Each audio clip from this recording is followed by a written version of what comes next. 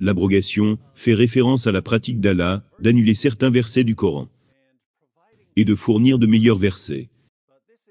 Il s'agit d'une pratique étrange, puisque le Coran est censé être la parole éternelle d'Allah. Pourquoi certaines parties de la parole éternelle d'Allah seraient-elles pires que d'autres? En réponse à ma récente vidéo sur l'abrogation de la sourate 2, verset 256, qui dit qu'il n'y a pas de contrainte en religion, un musulman a commenté: Je suis musulman. J'ai toujours détesté l'idée de versets abrogés dans le Coran. Pourquoi Dieu se contredirait-il? Je ne crois pas aux versets abrogés. Mais j'ai remarqué un air de haine chez vous. J'espère que vous recherchez la vérité et non la loyauté envers vos idées. Et je suis désolé que les médias ne donnent pas aux chrétiens la possibilité de s'exprimer sans être traités d'islamophobes. Je pense que c'est l'une des raisons pour lesquelles l'Occident déteste l'islam. Pourquoi rend-il les choses si faciles? Très bien, Ibn Saïd. Vous reconnaissez donc qu'il y a un problème avec la doctrine de l'abrogation.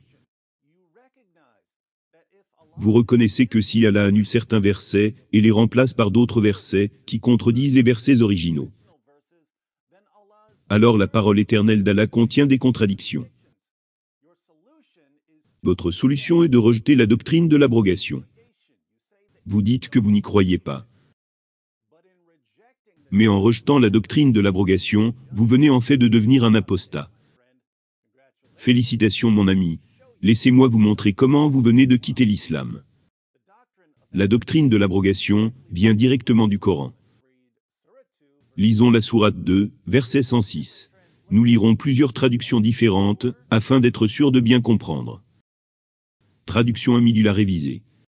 Le noble Coran. Si nous abrogeons un verset quelconque, ou que nous le fassions oublier, nous en apportons un meilleur, ou un semblable. Ne sais-tu pas qu'Allah est omnipotent? Traduction Ahmadiyya, le Saint-Coran.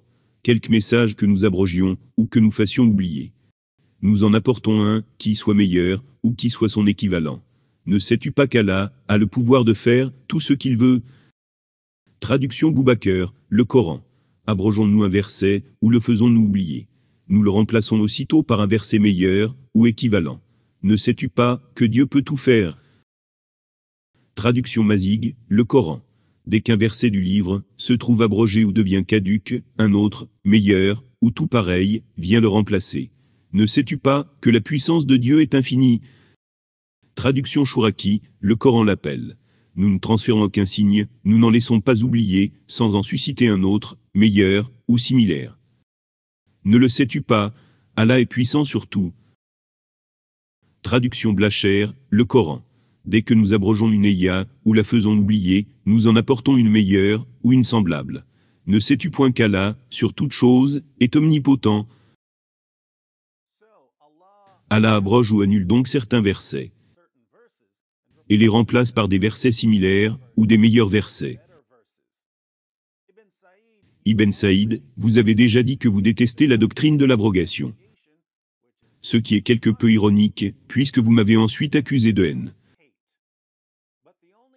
Mais le seul à détester l'abrogation ici, c'est vous Ibn Saïd. J'adore cela absolument, parce que cela me permet d'exposer le Coran. Tout ce que nous avons à faire, c'est de regarder le contexte historique de la sourate 2, verset 106. Nous trouvons le contexte historique dans Asbad al-Nuzul. Aucune de nos révélations, pas même un seul verset, nous abrogeons, ni faisons oublier. Mais nous y apportons une amélioration, ou une semblable. Sourate 2, verset 106. Les commentateurs du Coran ont dit, les idolâtres ont dit, ne voyez-vous pas que Mohammed ordonne à ses compagnons quelque chose, puis leur interdit la même chose, et leur ordonne exactement le contraire? Un jour il dit quelque chose, et le lendemain il se rétracte. Le Coran n'est rien d'autre que le discours de Mohammed qu'il a inventé. C'est un discours qui se contredit lui-même. Allah exalté soit-il, a donc révélé ce verset. Quand nous remplaçons un verset par un autre, sourate 16, verset 101. Et aussi aucune de nos révélations, pas même un seul verset, nous abrogeons, ni faisons oublier. Mais nous apportons à la place un meilleur, ou un semblable. Les païens ont donc remarqué que Mohammed ne cessait de se contredire. Il sortait un jour, et disait à ses disciples, « Allah vous ordonne de faire X. » Puis il sortait le lendemain et leur disait, « Allah vous ordonne de ne pas faire X. » Les païens se moquaient de lui pour cela.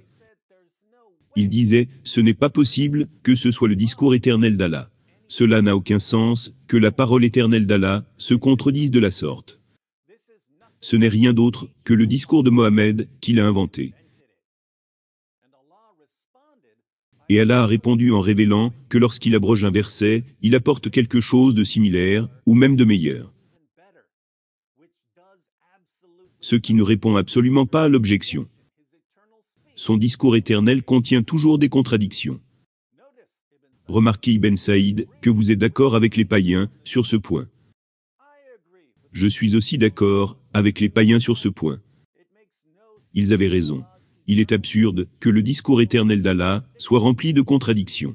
Cela est une autre raison pour laquelle Mohammed était le faux prophète le plus évident de l'histoire. Bien entendu, la sourate 2, verset 256, « Il n'y a pas de contrainte en religion » a finalement été abrogée. Et les païens ont été forcés de se convertir à l'islam. Ils ont été forcés de suivre un homme qu'ils savaient être un faux prophète. Mais il n'y a pas d'épée sous notre gorge, Ibn Saïd. Nous sommes libres de rejeter le Coran, puisque nous sommes, tous deux d'accord, pour dire qu'il n'est pas la parole de Dieu. Nous sommes libres d'exposer Mohammed, comme le faux prophète désespérément stupide qu'il était. Vous avez déjà admis que vous trouviez la doctrine de l'abrogation complètement ridicule, Ibn Saïd. Maintenant, vous devriez admettre que vous avez abrogé votre croyance en l'islam.